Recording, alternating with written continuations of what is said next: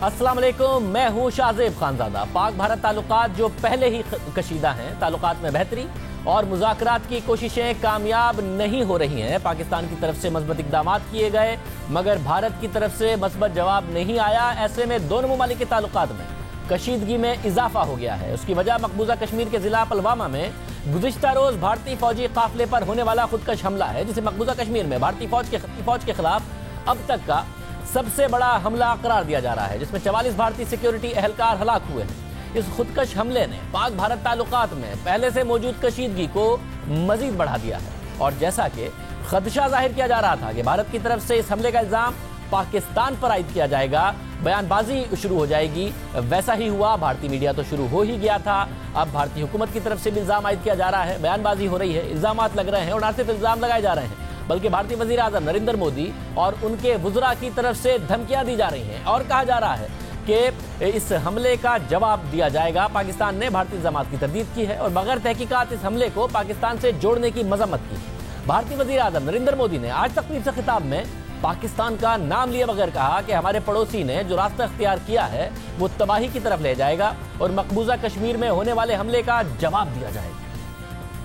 पुलवामा हमले के बाद भारतीय वज़ीर दाखिला राजनाथ सिंह भी आज श्रीनगर पहुंचे, जहां उन्होंने फौजियों की लाशों को उनके आबाई इलाकों में रवाना किया। ट्विटर पर इल्ज़ाम लगाया कि जैश ए मोहम्मद पाकिस्तान में मौजूद है और पाकिस्तान उसे तहफ़्फ़ुज़ फराहम कर रहा है और इस दहशतगर्द हमले का मुनासिब जवाब दिया जाएगा। भारतीय वज़ीर ख़जाना अरुण जेटली ने भी धमकी दी है कि पाकिस्तान को हर मुमकिन सिफारती और इक़्तिसादी दबाव मिलाएंगे और तमाम मुमकिन सिफारती इक़दाम करेंगे जिनके तहत पाकिस्तान को बैनुल-अक़वामी बिरादरी से अलग किया जा सके, यानी आइसोलेशन में पाकिस्तान को ले जाया जाए। नरेंद्र मोदी बदले की बात कर रहे हैं, जवाब की बात कर रहे हैं, वज़ीर दाखिला बात कर रहे हैं, दूसरे वज़रा पाकिस्तान की को इक़्तिसादी तौर पर नुकसान पहुंचाने की आइसोलेशन की बात कर रहे हैं। इसके साथ उन्होंने पाकिस्तान को दिया गया जो मोस्ट फेवर्ड नेशन का तिजारती दर्जा है वो भी वापस लेने का ऐलान कर दिया। उन्होंने कहा कि जो लोग पुलवामा हमले के पीछे हैं उन्हें उसकी भारी कीमत अदा करनी होगी। आज नई दिल्ली में पाकिस्तानी हाई कमिश्नर सुहेल महमूद को भी तलब किया और पुलवामा हमले के जिम्मेदारों के खिलाफ कार्रवाई का मुतालबा किया। भारत के साथ पुलवामा हमले की अमेरिका ने भी मजम्मत की है और पाकिस्तान से दहशतगर्द ग्रुपों के महफूज ठिकाने खत्म करने का कहा है।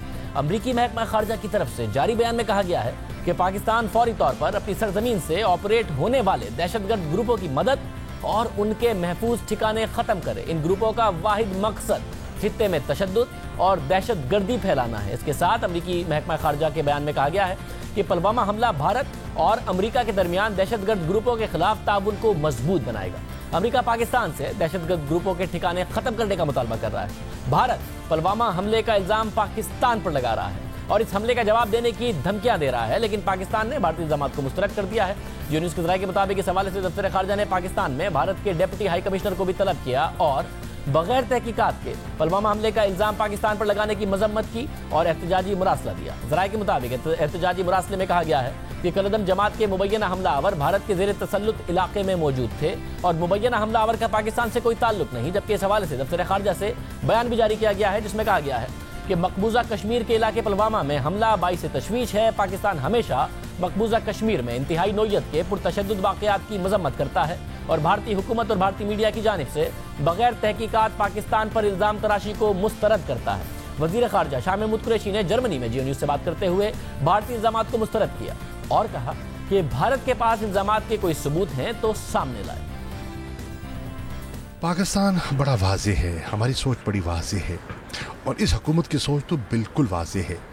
हम अमन चाहते हैं, हम अपने हमसायों के साथ अच्छा सलूक चाहते हैं, हम तशद्दुद का रास्ता हरगिज़ ना अपनाना चाहते हैं, ना ये हमारी सोच का हिस्सा है। हिंदुस्तान ने अभी बात को पूरी तरह उसकी खोज नहीं निकाली, इन्वेस्टिगेशन नहीं की। एक नी जर्क रिएक्शन के तौर पर फौरी तौर पर उन्होंने पाकिस्तान पर इल्ज़ाम धर दिया। पाकिस्तान ये कह रहा है अगर आपके पास इल्ज़ाम मत लगाइए, अगर आपके पास कोई एविडेंस है तो आप हमसे शेयर कीजिए, हम दयानतदारी से इन्वेस्टिगेट करेंगे और देखेंगे उसमें हकीकत क्या है और यकीन से कहता हूँ ताउन करेंगे। वज़ीर ख़ारजा शाह महमूद कुरैशी का कहना था कि इस हमले का पाकिस्तान को कोई फ़ायदा नहीं, जबकि पाकिस्तान पहले ही इस खदशे का इजहार कर चुका था कि भारतीय इलेक्शन से पहले तवज्जो हटाने के लिए कुछ हो सकता है। हमें ये खदशा था اور آپ ریکارڈ پہ ہیں. جو ہمارے جو P5 کے انوائز ہیں اسلام آباد میں, آپ ان سے رابطہ کیجئے, وہ آپ کو بتائیں گے. کیا دفتر خارجہ ان کو بلا کر ہم نے آج سے کوئی 1.5-2 ماہ پہلے ان کو بریف نہیں کیا تھا کہ ہمیں یہ ڈر ہے کہ کچھ نہ کچھ ہو سکتا ہے توجہ ہٹانے کے لیے؟ اب کس نے کیا ہے یہ واقعہ جو رونما ہوتا ہے, اس کا نیٹ بینیفیشری کون ہو سکتا ہے؟ یقیناً پاکستان نہیں ہے. وزیر اعظم ہندوستان کے پاس 2 آپشنز ہیں. ایک آپشن ہے کہ وہ ایک ٹپکل سیاستدان کی طرح, پولیٹیشن کی طرح اگلے الیکشن پہ نظر رکھتے ہوئے وہ اپنے ریئیکشنز اور اپنی پالیسی مرتب کرے. اور ایک ہے ان کے پاس آپشن آف اسٹیٹسمن, جو اپنے خطے کے بارے میں, جو اپنے ملک کی غربت کے بارے میں, اپنے ملک کی بہتری کے بارے میں اور خطے کی بہتری کے بارے میں سوچے. اور اس کی ضرورت ہے امن, استحکام, ریجنل اسٹیبلٹی. اب دیکھنا یہ ہے کہ وہ اس ڈگر چلتے ہیں یا اس ڈگر چلتے ہیں. جو بات کر رہے تھے شاہ محمود قریشی صاحب, جس امید کا اظہار کر رہے تھے شاہ محمود قریشی صاحب پاکستان کے وزیر خارجہ, ویسا ہوا نہیں. نریندر مودی نے سخت زبان استعمال کی, جواب کی بات کی. گزشتہ روز ضلع پلوامہ میں خودکش حملہ آور نے بھارتی سیکورٹی فورسز کے قافلے کو نشانہ بنایا تھا. مقامی پولیس کا کہنا تھا کہ حملہ آوروں نے پہلے بسوں پر فائرنگ کی اور بعد میں دھماکہ خیز مواد سے بھری گاڑی قافلے سے ٹکرا دی. اس حملے میں تقریباً 200 کلو گرام بارودی مواد استعمال ہوا اور اس میں کم از کم 44 سیکورٹی اہلکار ہلاک اور درجنوں زخمی ہوئے تھے. اس حملے کو مقبوضہ کشمیر میں بھارتی فوج کے خلاف کیا جانے والا اب تک کا سب سے بڑا حملہ قرار دیا جا رہا ہے. اور یہ حملہ ایسے وقت ہوا ہے جب سعودی ولی عہد محمد بن سلمان کے دورے کو حتمی شکل دے دی گئی. وہ اس خطے کے دورے پر آ رہے تھے, پہلے پاکستان آتے, آخر میں انہیں بھارت بھی جانا تھا. پاکستان کا کردار خطے میں بہت زیادہ اہم ہو رہا تھا. وزیر خارجہ شاہ محمود قریشی صاحب کہہ رہے ہیں کہ ہم نے خود بھارت کو کہا تھا کہ ممکنہ طور پر کوئی ایسی کارروائی نہ ہو جائے, آپ کے الیکشن آ رہے ہیں. اور اب یہ سارا کا سارا معاملہ ہو گیا ہے. محمد بن سلمان کا جو دورہ ہے وہ 17 فروری سے اب شروع ہوگا. 1 دن کا اس میں ڈیلے ہے. ان کے دورے کے لیے سیکورٹی کے غیر معمولی انتظامات کیے گئے ہیں. اس دورے میں دونوں ممالک کے درمیان اربوں ڈالرز کے معاہدوں پر دستخط ہوں گے. بہت اہم یہ سمجھا جا رہا تھا. ہمارے ساتھ وزیر اطلاعات فواد چودھری صاحب موجود ہیں. فواد چودھری صاحب, بہت شکریہ ہمیں شو میں جوائن کرنے کے لیے. چودھری صاحب, ایک ایسے وقت میں جب ظاہر حکومت بہت مصروف ہے کہ محمد بن سلمان پاکستان آ رہے ہیں, ان کے ریسیپشن کے لیے اس کی تیاریوں میں مصروف ہے, یہ افسوسناک واقعہ ہونا اور اس کی ساری ذمہ داری پاکستان کی طرف, بھارت کی طرف سے ڈال دی گئی ہے پاکستان پر. اور نریندر مودی تو جواب کی بات کر رہے ہیں, ان کے وزیر داخلہ بھی جواب کی بات کر رہے ہیں. کس طریقے سے حکومت پاکستان دیکھ رہی ہے سارے معاملے کو؟ دیکھیے, سب سے پہلے تو بات یہ ہے شاہ زیب صاحب کہ 130 کلومیٹر اندر حملہ ہوا. گاڑی جو ہے وہ ظاہر پاکستان سے ٹرانسپورٹ نہیں ہوئی ہے. 360 کلو گرام وہاں پہ بارودی مواد استعمال ہوا, اس پہ پاکستان سے تو نہیں گیا ہے.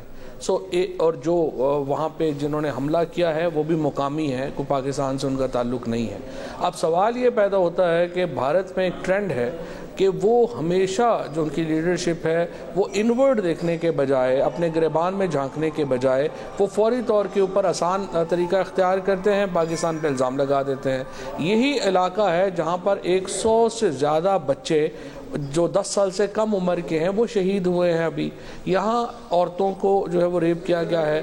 بھارتی مقبوضہ کشمیر کے اندر ہر 10 کشمیریوں کے اوپر ایک جو انڈین فوجی ہے وہ تعینات ہے. جب آپ اس طرح کی کریک ڈاؤنز کریں گے, جب آپ اس طرح کا ہیومن رائٹس وائلیشن کریں گے تو آپ کے ایک پرابلم اندر سے آتی ہے.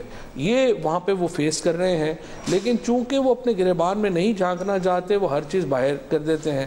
اب یہ جو ان کے الزامات ہیں وہ چند منٹ بعد اس واقعے کے شروع ہو گئے, جو بالکل ایک سمجھیے کہ پورا پاکستان نے اب تک کیا کیا. جب پرائم منسٹر نے بھی حلف نہیں لیا تھا, انہوں نے کہا آپ 1 قدم بڑھائیے, ہم 2 قدم بڑھائیں گے. حلف لینے کے بعد ہم نے کرتارپور بارڈر اوپن کیا, ہم نے خط لکھا کہ آئیے بیٹھیے معاملات کو دیکھتے ہیں. جو پاکستان میں اس وقت ہماری جو صورتحال ہے, ہم تو سرمایہ کاری کے لیے خود کو جو ہے وہ تیار کر رہے ہیں, ہم افغانستان میں اسٹیبلٹی کے لیے کردار ادا کر رہے ہیں, ہم ایک بزنس فرینڈلی انوائرمنٹ پاکستان میں کریٹ کرنا چاہتے ہیں. تو اس طرح کے جو واقعات ہیں ان سے اس کو نقصان پہنچتا ہے. لہٰذا بڑی واضح بات ہے کہ ایک آرکسٹریٹڈ اگر معاملہ ہے تو دیکھنا یہ ہے کہ اس کا فائدہ کس کو پہنچا ہے. اور اگر فائدہ دیکھنا ہے تو وہ تو پھر مودی صاحب کو پہنچتا ہے جو الیکشن لڑ رہے ہیں, الیکشن ہار رہے ہیں, اور اس وقت لگ رہا ہے کہ وہ ڈسپریٹ ہیں کسی قسم کا کوئی کانفلکٹ کھڑا کرنے میں. ہم پوری کوشش کر رہے ہیں حالات کو نارملائز کرنے کی, اور بھارت کی موجودہ قیادت کوئی جو ایشو جو ہے اس کو مس نہیں کرتی کہ وہ پاکستان سے حالات خراب کریں, اپنی پاپولیشن کو بتائیں کہ کتنے ان کو خطرات لاحق ہیں. سو ایک جنگی جنون میں مبتلا کرنا چاہتے ہیں. لگ یہ رہا ہے اس وقت بھارتی قیادت, بھارتی عوام کو اور بھارت کا انٹیلیجنشیا کو یہ سوچنا چاہیے کہ اس وقت پاکستان کا مفاد کس میں ہے, امن میں یا بزنس فرینڈلی انوائرمنٹ کریٹ کرنے میں یا اس طرح کے معاملات کرنے میں. ظاہر ہے کہ جس کا اس کو فائدہ ہے وہ آپ کے سامنے ہے. مطلب ظاہر ہے وہاں پر الیکشن ہونے ہیں, اور جو نریندر مودی صاحب کا آج کا بیان ہے اب اس سے واضح طور پر نظر آ رہا ہے وہ تو جواب کی بات کر رہے ہیں, پھر ان کی وزارت خارجہ پاکستان کو آئسولیٹ کرنے کی بات کر رہی ہے, اور بھارتی لابی تو بہرحال اسٹرانگ ہے. اب امریکہ کا جو دفتر خارجہ ہے اس کی طرف سے بھی جو بیان آیا ہے وہ بھارتی لائنز پر ہی ہے, اور پاکستان کے حوالے سے انہوں نے بات کی ہے. تو پاکستان اب اس چیلنج سے نمٹے گا کیسے, کیونکہ بھارتی لابی بہرحال اسٹرانگ ہے. FATF میں ابھی پاکستان کے معاملات ہیں, وہاں پر بھی اگر وہ لابی کرتے ہیں اور پاکستان کے خلاف کیمپین کرتے ہیں تو پاکستان کے لیے مشکل ہو سکتی ہے. تو پاکستان اس سارے کے سارے معاملے سے, جو بے شک ان کی ڈومیسٹک پولیٹکس کے ڈائنامکس ڈرائیو کر رہے ہیں, بٹ چیلنج پاکستان کے لیے بنے گا, کیسے نمٹے گا وہ وائٹ ہاؤس سے بھی جو بیان آیا جس کا میں ذکر کر. بالکل آپ کی بات صحیح ہے. یہ ایک بنیادی طور کے اوپر تو ایک چیلنج کریٹ کیا گیا ہے پاکستان کے لیے, ایک ایسے وقت میں جب پاکستان میں FATF کی میٹنگ ہونے والی تھی, یہاں پہ طالبان اور آپ کو معلوم ہے امریکہ کے مذاکرات جو ہیں وہ ہونے والے تھے, خطہ اسٹیبلٹی کی طرف جا رہا تھا, اور محمد بن سلمان کی جو آمد ہے اس کے نتیجے میں پاکستان کی ایک بہت بڑی جو ایک سرمایہ کاری کی اہمیت ہے وہ بڑی ہے. اور اس وقت اس طرح کے جو واقعات کو کریٹ کیا جاتا ہے, اور یہ پہلی بار نہیں ہے.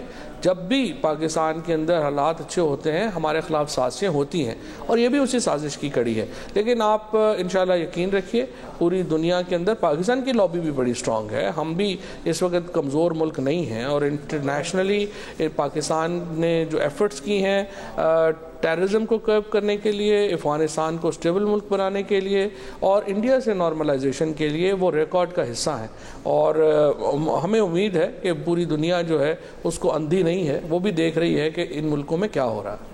اور جب کیونکہ ظاہر ہے ایک بہت بڑا دورہ ہے, محمد بن سلمان پاکستان آ رہے ہیں, معیشت کے لحاظ سے بھی اہم ہے, مگر کیونکہ آپ یہ کہتے رہے ہیں کہ پاکستان مڈل ایسٹ میں بڑا اہم کردار ادا کرے گا, پاکستان کا رول بڑا اہم ہو گیا ہے, تو محمد بن سلمان پاکستان آ رہے ہیں, پھر وہ آخر میں اس دورے میں بھارت بھی جائیں گے, ان کا لیوریج بھارت کے ساتھ بھی بہت زیادہ اچھا ہے, ان کے تعلقات بھارت کے ساتھ بھی بہت زیادہ اچھے ہیں. تو یہ کیا توقع کی جا سکتی تھی اس حملے سے پہلے کہ محمد بن سلمان اچھا کردار ادا کر سکتے ہیں, جب پاکستان کی سول اور عسکری قیادت دونوں ایک پیج پر ہیں, کرتارپور کا جو معاملہ ہے اس سے بھی ثابت ہو رہا ہے کہ امن کی بات ہو رہی ہو, اور اب شاید وہ نہ ہو پائے, پاکستان بھارت کی جو امن کی بات ہے وہ نہ ہو پائے.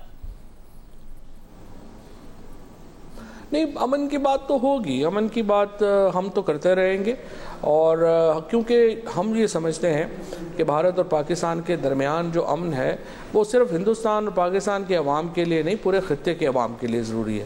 اگر یہاں پر امن نہیں ہوتا, انسٹیبلٹی رہتی ہے, تو پورا ریجن انسٹیبل رہتا ہے. لیکن جو مسئلہ اس وقت بھارت کے اندر ہے, جس طرح ارندھتی روئے نے کہا تھا کہ پہلے تو کشمیر کو بھارت نے آکوپائی کیا ہوا تھا, اب کشمیر کے نیریٹو نے بھارت کو آکوپائی کیا ہوا ہے, وہ ایک گلٹی ہیں. آپ مجھے بتائیے, اتنی ملٹرائزڈ زون ہے اس وقت کشمیر میں, وہاں پہ بچوں کے ساتھ پیلٹ گن جو ہے وہ فائر کیا جا رہا ہے. مجھے آپ یہ بھی ذرا دیکھیے کہ جو اس دھماکے کے اوپر جو سارے لوگ پاکستان کو بلیم کر رہے ہیں کہ ان میں ایک بھی کشمیری ہے. آپ مجھے بتائیے, کیا آپ نے بیان سنا عمر فاروق کا؟ ان کے والد صاحب جو ہے, جو فاروق صاحب ہیں, فاروق عبداللہ, انہوں نے تو کہہ دیا ہے کہ اس دھماکے میں پاکستان کا بالکل بے تکی بات ہے یہ کہنا کہ پاکستان شامل ہے. کشمیر کی جو قیادت ہے, چاہے وہ ایون جو پرو انڈیا پرو کشمیری قیادت ہے, وہ بھی پاکستان کو بلیم نہیں کر رہی ہے. سو سوال یہ ہے کہ یہ بھارت سے, جو کشمیر سے باہر کے ایک جو سیاسی قیادت ہے, وہ کیوں یہ رنگ دینا چاہتی ہے کہ پاکستان کا اس میں ہاتھ ہے. سو اس وقت جو ڈومیسٹک پالیٹکس ہے بھارت کی, اس کی اپنی مجبوریاں ہوں گی, لیکن میرا یہ خیال ہے کہ یہ وہ انفارچونیٹ لمحہ ہے جب ہم دیکھتے ہیں کہ سیاستدانوں کے نزدیک اور کسی لیڈرشپ کے نزدیک جو الیکشن ہے وہ لوگوں کی زندگیوں سے زیادہ اہم ہے, وہ خطے کی سٹیبلٹی سے زیادہ اہم ہے. اور آئی وڈ سے کہ بھارت کی جو لیڈرشپ ہے اس کا رویہ افسوسناک ہے. मतलब पीर के दिन ज़ाहिर है एक तो मोहम्मद बिन सलमान साहब का आना, फिर वो तालिबान के जो मुज़ाकरात हैं जिसमें वज़ीर आज़म इमरान खान ने अहम किरदार अदा करना है, वो ऑन स्केड्यूल के तहत ही होगा, और उसके हवाले से कुछ इन्फॉर्मेशन आप देना चाहेंगे कि क्या होगा उसमें? जो क्राउन प्रिंस का दौरा है वो एक दिन अब ताख़ीर से शुरू होगा, कल होना था, परसों होगा। असल में पहले भी ये ओरिजिनल स्केड्यूल जो था वो 17 के लिए ही था, लेकिन चूंकि आपने जिस तरह अपने इब्तदाइये में बताया कि जो क्राउन प्रिंस हैं उन्होंने पाकिस्तान से आगे ममालिक में भी जाना है, सो एक पूरी चेन है उनकी जो स्केड्यूल की जो है वो बननी है। सो एक उनकी जो अगले दौरे हैं चूँकि उनमें कुछ तब्दीली आई, उसकी वजह से इस दौरे में भी तब्दीली आई, लेकिन ओवरऑल जो इन्वायरमेंट है, ओवरऑल जो हमारे प्लेजेस हैं वो बरकरार रहेंगे इंशाल्लाह। अरबा डॉलर की जो इन्वेस्टमेंट है पाकिस्तान के अंदर वो इस सऊदी दौरे के ज़रिए आ रही है, और ज़ाहिर है कि ये खुशकुन बात है, और इस वक्त पूरा पाकिस्तान दीदा व दिल फरशरा है वली अहद मोहम्मद बिन सलमान के लिए। और जो पीर को तालिबान के मुज़ाकरात के हवाले से हैं वो भी ऑन टाइम है उसमें, और उसमें क्या डेवलपमेंट मुतवक्को है? जी अभी तक जो मुझे बताया गया है वो यही है कि वो ऑन टाइम है, और इंशाल्लाह हमें अच्छी तवक्कुआत है। हमने बड़ा अहम किरदार अदा किया है, जिस तरह से आपको मालूम है ज़ल्मे खलीलज़ाद ने पहले भी कहा कि पाकिस्तान के किरदार को उन्होंने सराहा इस सारे मामले में। अमेरिका की जो क़यादत है उन्होंने भी पाकिस्तान के किरदार को इसमें सराहा है। हमारी कोशिश इस्तेहकाम की है, अफ़गानिस्तान के अंदर इस्तेहकाम की है, ख़ित्ते में इस्तेहकाम की है। हम उस कोशिश को जारी रखेंगे, और इंशाअल्लाह ताला ये पाकिस्तान और जो इस ख़ित्ते के अवाम की जो बेहतरी है वो इंशाअल्लाह आएगी, और हम उसके लिए अपना भरपूर किरदार अदा करेंगे। इमरान खान जब प्राइम मिनिस्टर नहीं थे तो उनकी यही सोच थी, अब प्राइम मिनिस्टर बनने के बाद वो अपनी सोच को अमली जामा पहना रहे हैं, और इसके लिए उनको हमायत हासिल है पूरे पाकिस्तान की भी और आलमी बरादरी की। बहुत शुक्रिया। वफाकी वज़ीर इत्तलात फवाद चौधरी मौजूद थे, मायूसी का इजहार कर रहे थे जिस किस्म का रिस्पांस भारत की तरफ से आया है, पाकिस्तान की वजारत ख़ारजा हो या फिर इंफॉर्मेशन मिनिस्ट्री की तरफ से जो जवाब है वो बाकायदा तौर पर अभी भी अमन की बात ही की जा रही है कि हम अभी भी अमन की बात ही करेंगे। मायूसी का इजहार किया जा रहा है, जो सख्त अल्फाज इस्तेमाल किए गए हैं, ये धमकी आमेज़ रवैया नरेंद्र मोदी साहब की तरफ से या फिर दूसरे वज़रा की तरफ से आया है, उसका जवाब उसी अल्फाज में पाकिस्तान की तरफ से नहीं दिया जा रहा। अभी भी यही कहा जा रहा है कि स्टेट्समैन का मुजाहरा करें, इलेक्शन के लिए पूरे खित्ते को इस वक्त अमन की जगह जंग की तरफ ना धकेलें। प्रोग्राम में एक ब्रेक शामिल करते हैं, उसके बाद खबरों पर बात करेंगे।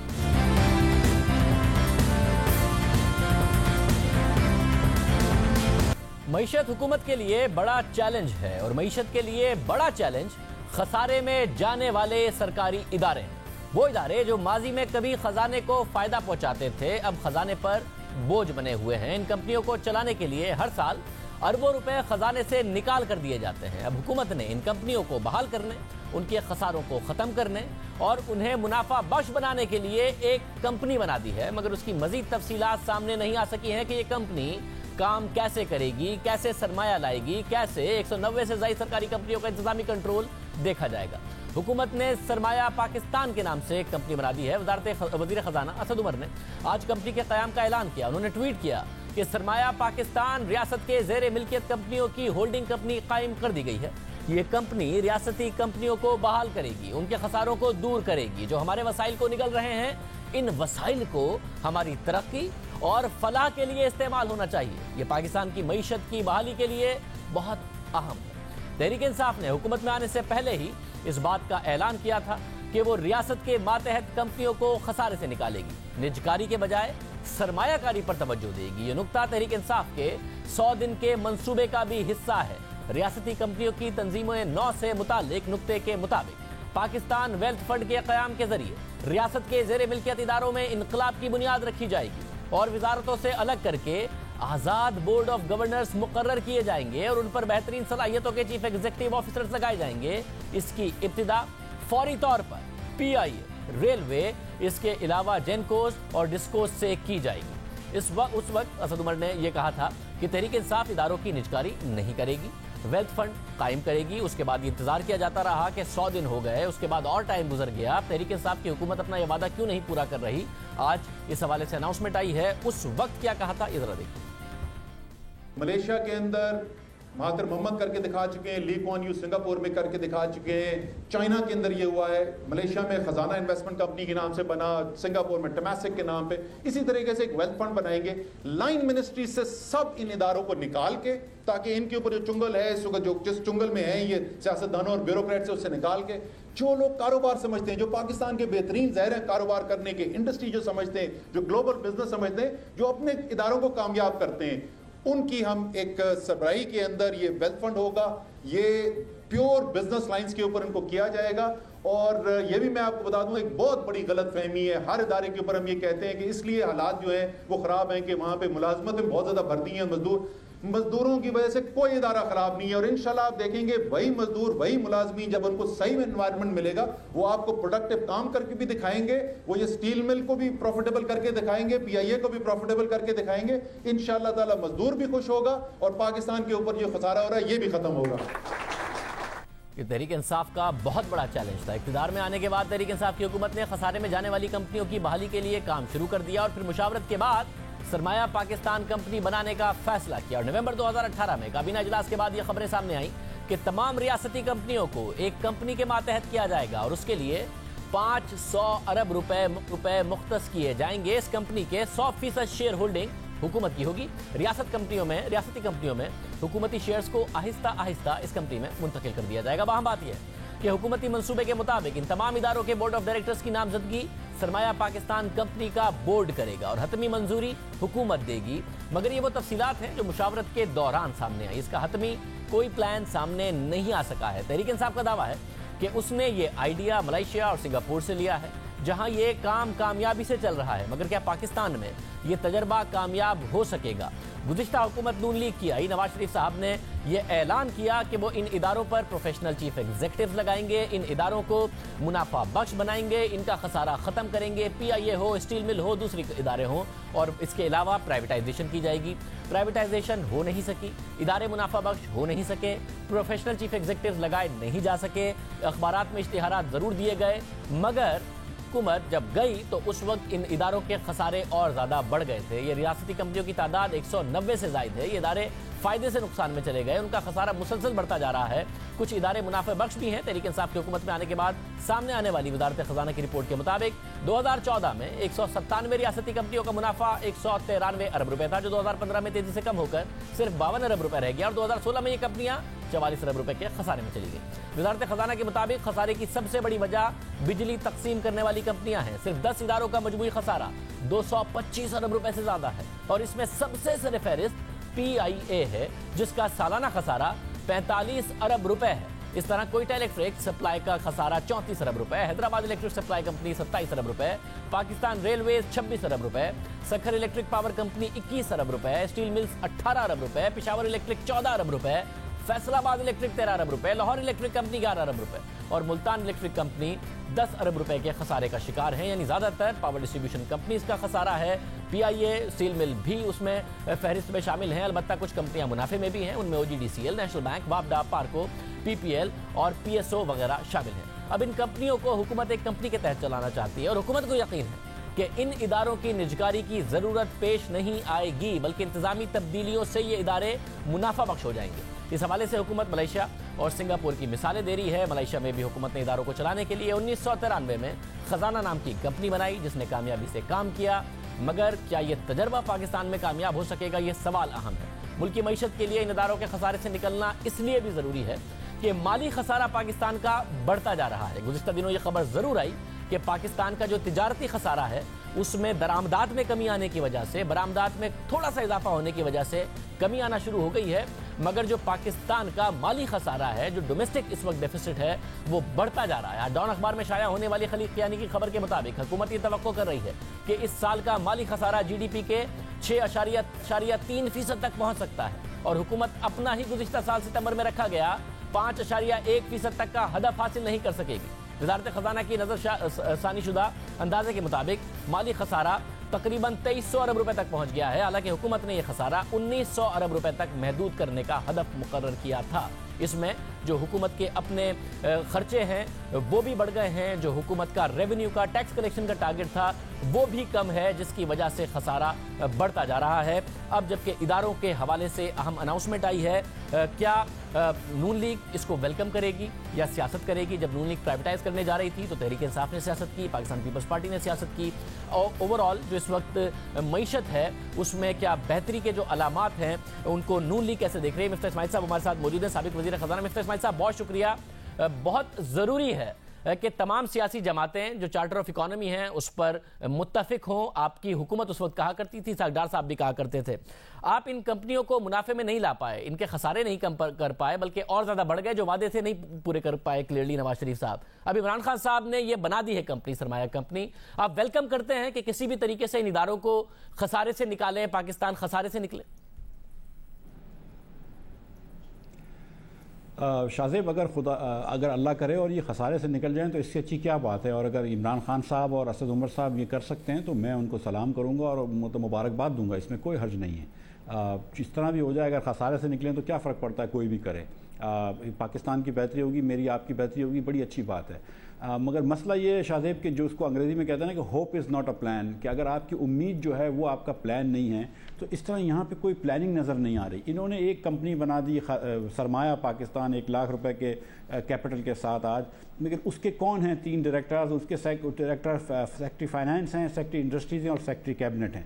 اتفاق سے 3 میں سے 2 لوگوں کے ساتھ میں کام کر چکا ہوں اور بہترین لوگ ہیں، لیکن وہی بیوروکریٹس ہیں نا جو یہ 3 انہوں نے اس وقت لگائے ہیں۔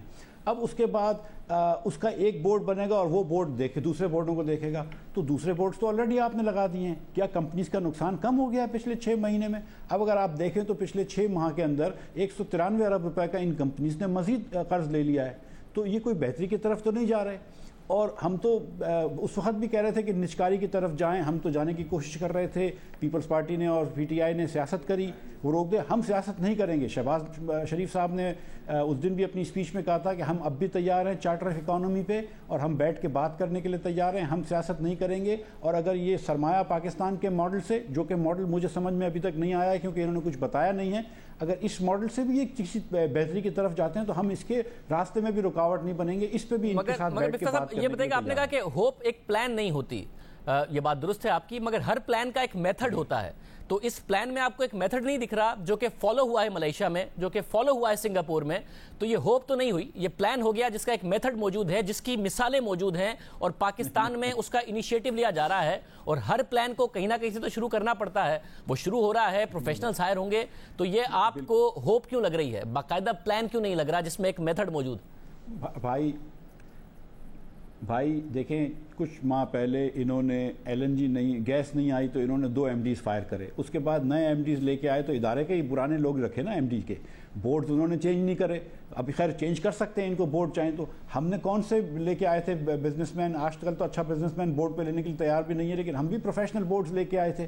مسئلہ یہ ہے کہ ابھی جو آپ اس طرح کہہ رہے ہیں کہ یہ جو ڈسٹریبیوشن کمپنیز جو ہیں، جو اس وقت وزارت پاور کے نیچے ہیں، ان کو وزارت پاور سے نکال کر ایک نئی وزارت کہہ دیتے ہیں جس کو وزارت سرمایہ کہہ دیتے ہیں، اس میں چلے جائے گی تو آٹومیٹکلی ٹھیک ہو جائیں گی۔ یہ منطق مجھے سمجھ میں نہیں آ رہی۔ مگر ایسا ہوگا نا مفتاح صاحب، کیونکہ آپ لوگوں نے واقعی پروفیشنل بورڈ پی آئی اے کا بنانے کی کوشش کی، اس کے علاوہ دوسرے اداروں میں اتنا زیادہ پروفیشنلزم آپ لا نہیں پائے، مگر اس بورڈ کے پرابلم تھے لائن منسٹری کے، یہ لائن منسٹری سے نکال رہے ہیں۔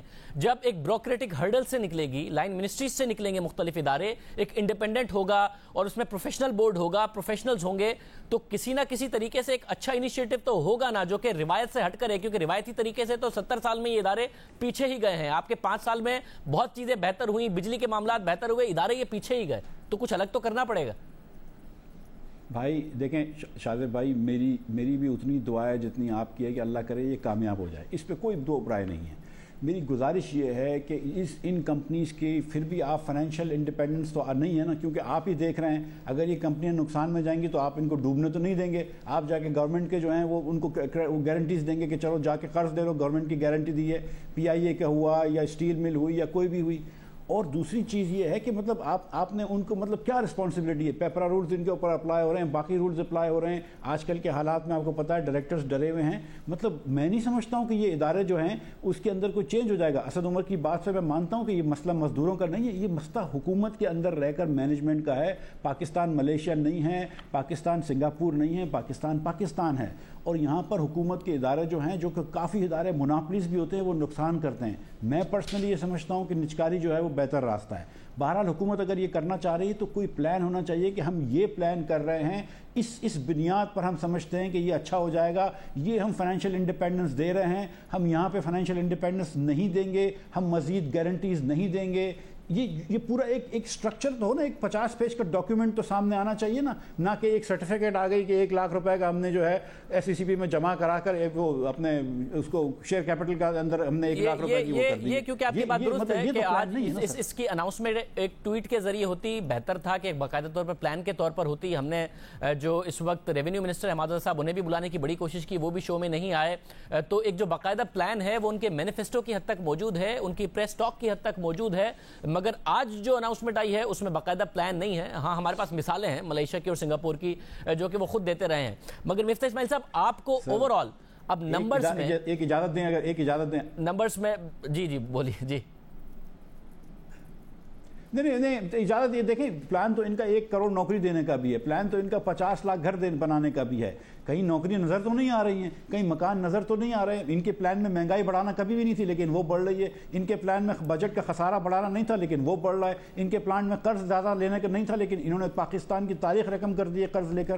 تو ان کی مینیفیسٹو کو دیکھ کر میرے خیال سے کسی بات پہ اعتبار نہیں کرا جاتا, کیونکہ کبھی بھی یہ یو ٹرن لے سکتے ہیں. یہ تو پلان سامنے آنا چاہیے. مگر کچھ ظاہر معیشت کی گراؤنڈ ریالٹیز ہیں. الیکشن کے دعوے ایک طرف, الیکشن کے اعلانات ایک طرف, کچھ معیشت کی گراؤنڈ ریالٹیز ہیں جس میں پاکستان کا جو تجارتی خسارہ تھا وہ تھا, اچانک عمران خان صاحب نے آ کے نہیں بڑھا دیا ہے. ہاں انہوں نے پھر جب روپی کی ڈی ویلیویشن ہوئی جو آپ کے دور سے شروع ہوئی, اور پھر جو ڈیوٹیز امپورٹ پر لگیں اور آئل کی قیمت میں خوش قسمتی سے کمی آئی, تو تجارتی خسارے کے نمبرز میں واضح طور پر نظر آ رہا ہے کہ کمی آئی ہے. جو جنوری کے نمبرز ہیں وہ بہت زیادہ انکریجنگ ہیں. تو آپ کو کم از کم نظر آ رہا ہے کہ جو اشاریے ہیں, جو سب سے بڑا خطرہ ایکسٹرنل سیکٹر پہ تھا اس میں بہتری آ رہی ہے, اور ان کا فوکس انڈسٹری پر بھی ہے, کیونکہ انڈسٹری بھی کہہ رہی ہے کہ فائنلی ہم سے انگیج کر رہی ہے فائنانس منسٹری, فائنلی ہمارے کنسرنز کو ایڈریس کرنے کی کوشش کر رہی ہے حکومت.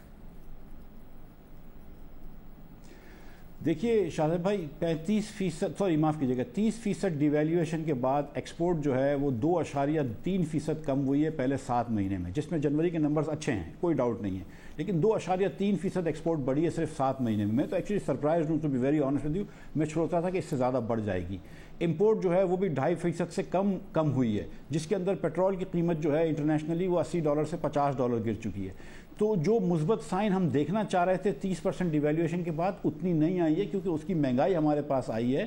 اور دوسری بات یہ ہے کہ جو بجٹ کا ڈیفیسٹ ہے وہ بھی بڑھتا جا رہا ہے, اور یہ ایک بڑا لنکڈ ہوتا ہے بجٹ کے ڈیفیسٹ اور ٹریڈ ڈیفیسٹ. تو جب تک آپ بجٹ کے ڈیفیسٹ کو کنٹرول نہیں کریں گے, ٹریڈ ڈیفیسٹ آپ کا کنٹرول نہیں ہوگا, اور وہ بجٹ ڈیفیسٹ کو بدستور بڑھاتے جا رہے ہیں. ان کے پلان میں یہ نہیں ہوگا, لیکن ریالٹی میں جو ہے کہ وہ بجٹ کا ڈیفیسٹ بڑھ رہا ہے. آپ نے فائنلی کہا کہ انڈسٹری کی بات سنی جا رہی ہے, یہ آپ کی بات اللہ کرے بہت درست ہو, لیکن انڈسٹریل پروڈکشن اگر آپ دیکھتے ہیں, یہ لارج سکیل مینوفیکچرنگ دیکھتے ہیں, تو وہ ڈکلائن میں ہے. کافی 4-5 سالوں بعد پہلی مرتبہ لارج سکیل مینوفیکچرنگ جو ہے وہ نیگیٹو جا رہی ہے. نون کے آخری 3-4 سالوں میں اللہ کی مہربانی سے وہ ہر سال پازیٹیو ہوتی تھی. مگر معیشت ہمیشہ ایک لیگ ایفیکٹ کے ساتھ بھی تو چلتی ہے نا. یہ ایسا تو ہے نہیں کہ آپ نے دو چیزوں کو ملایا اور ایک نتیجے میں ایک مشروب باہر آ گیا. معیشت لیگ کے ساتھ چلتی ہے, 4-5 مہینے لگتے ہیں. صرف جنوری کے نمبرز دیکھیں تو درآمدات میں 19% کی کمی ہے, یعنی کہ لیگ کے ساتھ چیزیں ریفلیکٹ ہو رہی ہیں. آپ کو نہیں لگتا ایکسپورٹ میں بھی ریفلیکٹ ہوں گی؟ اور جو آپ کہہ رہے ہیں کہ میں کہہ رہا ہوں,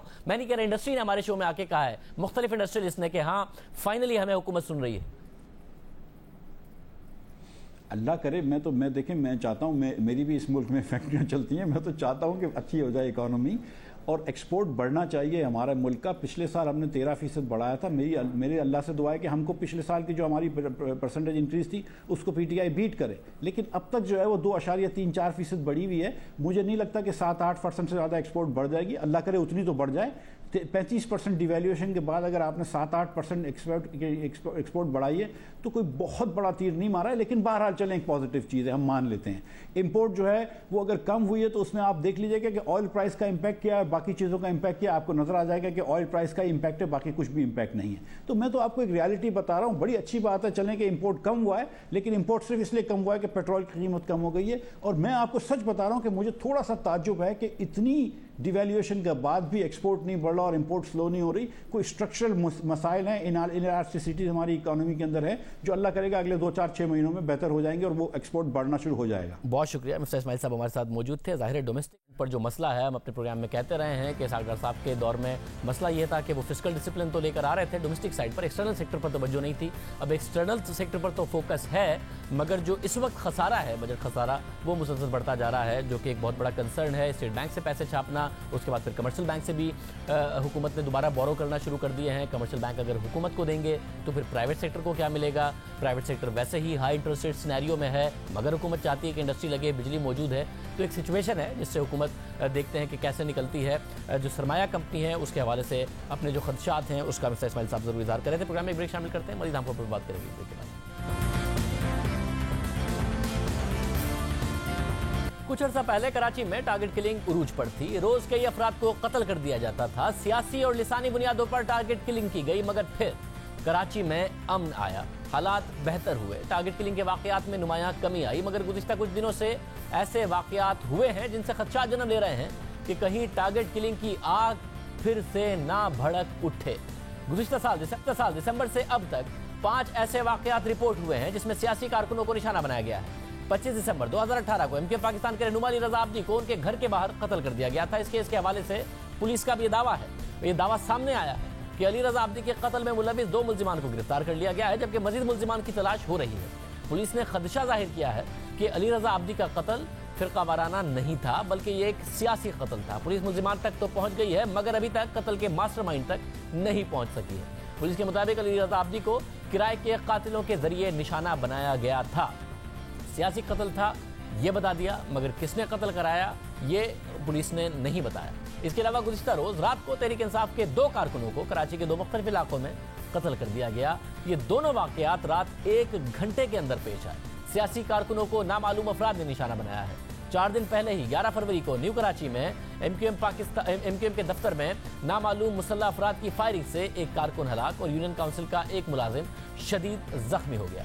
इससे पहले 24 दिसंबर को कराची के इलाके नाजिमाबाद में पाक सरजमीन पार्टी के दफ्तर पर फायरिंग हुई थी, जिसमें पीएसपी के 2 कारकुन हलाक हो गए थे। इस माह एमक्यूएम पाकिस्तान की एक तकरीब में धमाका हुआ था। इस तकरीब में एमक्यूएम पाकिस्तान की क़यादत शरीक थी, मगर वो महफूज रहे थे। और फिर दिसंबर ही के महीने में अली रजा अब्दी के कत्ल का वाकया भी पेश आया था, और इस कत्ल को अब पुलिस सियासी कत्ल करार दे रही है। इन 5 वाकयात में सियासी कारकुनों को निशाना बनाने पर खदशात बढ़ रहे हैं कि सियासी टारगेट किलिंग का सिलसिला फिर से शुरू ना हो जाए। पुलिस तनकीद की जद में है। खुद वजीर आला सिंध मुराद अली शाह ने भी पुलिस को तनकीद का निशाना बनाया। कुछ दिन पहले सिंध असेंबली के इजलास से खिताब करते हुए कहा था उन्होंने कि पुलिस की सियासी सरपरस्ती जरूरी है। सवाल उठ रहा है, खदशात का इजहार किया जा रहा है कि कहीं कराची में दोबारा टारगेट किलिंग का वो सिलसिला ना शुरू हो जाए। सीनियर तजियाकार मजहर अब्बास साहब हमारे साथ मौजूद हैं। मजहर अब्बास साहब बहुत शुक्रिया। मजहर अब्बास साहब, अक्रॉस द बोर्ड ऐसा लग रहा है जो कराची को रिप्रेजेंट करती हैं जमातें मुख्तलिफ, पीएसपी, एमक्यूएम, फिर पाकिस्तान तहरीक इंसाफ पर भी हमला के कारकुनों पर, ये आप क्या समझते हैं कि एक सिलसिला है सियासी टारगेट किलिंग का जिसे लॉ एनफोर्समेंट के इदारे इस वक्त नहीं समझ पा रहे हैं? ये इक्का दुक्का वाकयात हैं, पहले की तरह कराची नहीं होगा, या आप समझते हैं कि ये खदशात मौजूद हैं कि कहीं ऐसा ना हो जाए? शुक्रिया शाहजेब। एक इसमें जो एक नया फिनोमेना आया है जो शायद माजी में नहीं था। माजी में जो ग्रुप्स इन्वॉल्व थे वो अलग अलग जो है वो एक्शंस करते थे। ये जो एक नया फिनोमेना आया है और पुलिस के आला तरीन ज़राए से जो बात पता चली है कि इनमें 3-4 ग्रुप एक दूसरे को अब सप्लीमेंट कर रहे हैं, यानी किलिंग्स के अंदर भी और बाकी मामलात में भी। फिर पुलिस का ये कहना है कि उन्होंने मेजर वाक़यात हुए हैं पिछले चंद दिनों में, उनके लोग गिरफ्तार कर लिए हैं। अली रजा अब्दी के बारे में उनका ख्याल है कि जो उनका मास्टरमाइंड है वो गालिबन ईरान फ़रार हो गया है, लेकिन उसके लोग इन्होंने कुछ पकड़े हैं। बिल्कुल इसी तरह उनका जो मेरी इत्तला है वो ये कि आईजी सिंध ने जो गवर्नर साहब को ब्रीफिंग दी है उसमें उन्होंने पीटीआई के जो 2 कारकुनों की बात आई है उनके बारे में उन्होंने ये कहा है कि इनका 2 मुख्तलिफ वाक़यात हैं, इसका सियासी किलिंग से ताल्लुक़ नहीं है, یہ ذاتی نوعیت کے واقعات ہیں. اب وہ صحیح ہے یا غلط ہے وہ الگ بات ہے, لیکن جو گورنر کو بریفنگ دی گئی, جو سب سے تشویشناک بات ہے, ایک تو یہ کہ انہوں نے کہا ہے کہ یہ ہائرڈ کلرز کا فنومنا بڑا ہے, اور دوسرے ایک جس کی آپ نے وزیر اعلیٰ سندھ کی ابھی بات بتائی, تو ایسا لگتا ہے کہ سندھ پولیس اور سندھ گورنمنٹ کے اندر ایک وہ جو کولڈ وار اے ڈی خواجہ کے زمانے سے شروع تھی وہ اب بھی جاری ہے. اور سندھ کے پولیس والوں کے ذرائع یہ کہتے ہیں کہ جو وزیر اعلیٰ سندھ نے سندھ اسمبلی میں تقریر کی ہے جی ایس این کے ایک کارکن کی جو یہاں ہلاکت ہوئی ہے, اور اس کے رد عمل میں لاڑکانہ میں بھی ایک واقعہ ہوا ہے جس میں 3 جو پشتونز ہیں وہ مارے گئے ہیں, اور خیرپور میں بھی ایک واقعہ ہوا ہے جس میں 2 لوگ جو ہے وہ شدید زخمی ہوئے ہیں. لیکن اس کے بعد انہوں نے کہا ہے کہ ہم نے مختلف گروپ سے بھی بات کی ہے, اس کو لسانی رنگ نہ دیا جائے, یہ بالکل ایک پیورلی ان کے بقول یہ ایک آئسولیٹڈ واقعہ ہے. لیکن ان کا یہ دعویٰ ہے کہ یہ جو فنومنا ہے کہ ایک دوسرے کو, اس میں کالعدم تنظیمیں بھی شامل ہیں اور اس میں دوسرے ایلیمنٹس بھی شامل ہیں, وہ سپلیمنٹ کر رہے ہیں, ایک دوسرے کی مدد کر رہے ہیں, اور ان کے بقول پولیس کے اس کے تانے بانے باہر سے ملتے ہیں. بہت شکریہ. مظہر عباس صاحب ہمارے ساتھ موجود تھے. امید کر سلسلہ رک جائے. کراچی نے بہت قتل و غارت دیکھی ہے, لا انفورسمنٹ کے اداروں نے بڑی محنت کر کے کراچی میں وہ امن لے کے آئے ہیں, اور یہ سلسلہ اس طرف نہ جائے اس کی امید کی جاتی ہے. پروگرام میں آگے بڑھتے ہیں. پیپلز پارٹی کی قیادت کے خلاف جعلی اکاؤنٹس کیس میں آج 2 اہم پیش رفت سامنے آئی, اور ان دونوں کا تعلق سپریم کورٹ سے ہے. ایک طرف سابق صدر آصف علی زرداری نے ایف آئی اے اور جے آئی ٹی کو تحقیقات روکنے کے لیے سپریم کورٹ سے رجوع کر لیا ہے, تو دوسری جانب سپریم کورٹ نے جعلی اکاؤنٹس کیس کے فیصلے پر آصف زرداری, بلاول بھٹو زرداری اور فریال تالپور کی نظر ثانی کی درخواستیں 19 فروری کو سماعت کے لیے مقرر کر دی ہیں. یعنی سپریم کورٹ جعلی اکاؤنٹس کیس میں فیصلے پر نظر ثانی کی درخواستوں کی سماعت آئندہ منگل کو کرے گی. اس کے لیے چیف جسٹس آصف سعید کھوسا نے 3 رکنی بینچ تشکیل دے دیا. اس بینچ کی سربراہی چیف جسٹس خود کریں گے, جبکہ جسٹس فیصل عرب اور جسٹس اعجاز الاحسن بھی اس بینچ کا حصہ ہوں گے. یہ 3 رکنی بینچ 19 فروری کو دوپہر 1 بجے نظر ثانی درخواستوں کی سماعت کرے گا. اہم بات یہ ہے کہ سپریم کورٹ نے آصف زرداری اور فریال تالپور کی نظر ثانی کی درخواستوں کے ساتھ وزیر اعلیٰ سندھ مراد علی شاہ اور بلاول بھٹو کی نظر ثانی درخواستیں بھی سماعت کے لیے مقرر کر دی ہیں. اس کے علاوہ حکومت سندھ, انور مجید, عبدالغنی مجید اور دیگر ملزمان کی نظر ثانی کی درخواستیں بھی سماعت کے لیے ساتھ لگائی گئی ہیں. پیپلز پارٹی کی قیادت اور جعلی اکاؤنٹس کیس کے ملزمان نے سپریم کورٹ کے 7 جنوری کے فیصلے پر نظر ثانی کی درخواستیں دائر کی تھی, اور اس میں بہت سے قانونی سوالات اٹھائے ہیں. چیف جسٹس کی سربراہی میں بینچ اس کا جائزہ لے گا اور پھر فیصلہ سنائے گا. دوسری جانب جعلی اکاؤنٹس کی تحقیقات ایف آئی اے اور جے آئی ٹی کو تحقیقات سے روکنے کے لیے بھی آصف علی زرداری نے سپریم کورٹ میں درخواست دائر کی ہے. لطیف کھوسا کی جانب سے دائر کی گئی درخواست میں آصف زرداری نے موقف اختیار کیا ہے کہ وہ سپریم کورٹ کے فیصلے کے خلاف نظر ثانی کی درخواست دائر کر چکے ہیں. جے آئی ٹی کو عدالت نے نیب کی معاونت کرنے کا حکم دیا. عدالتی فیصلے کے بعد بھی ایف آئی اے تحقیقات کر رہا ہے. ایف آئی اے نے آصف علی زرداری کے لیگل ایڈوائزر کو طلب کیا ہے اور مخصوص بینک اکاؤنٹس کے بارے میں پوچھ گچھ کی ہے. درخواست میں موقف اختیار کیا گیا ہے کہ ایک طرف نیب اور دوسری طرف ایف آئی اے متوازی تحقیقات کر رہا ہے. ایک ہی معاملے پر 2 اداروں کا تحقیقات کرنا قانون کی خلاف ورزی ہے, اور ایف آئی اے کا تحقیقات جاری رکھنا عدالتی فیصلے کی بھی خلاف ورزی ہے. اس لیے اسے اور جے آئی ٹی کو تحقیقات سے روکا جائے. آئندہ آنے والے دن اس کیس کے حوالے سے بہت اہم ہیں, جس میں بہت سی اہم پیش رفت ہونے کی توقع ہے, اور نیب تو آگے بڑھ ہی رہا ہے. گزشتہ پروگرام میں ہم نے آپ کو بتایا تھا کہ 4 ریفرنسز کے حوالے سے نیب حتمی فیصلہ کر چکا ہے, باقی ریفرنسز پر بھی تیزی سے کام کر رہا ہے. آج کے پروگرام میں اتنا ہی. آپ سے پیر کے دن ملاقات ہوگی. اجازت.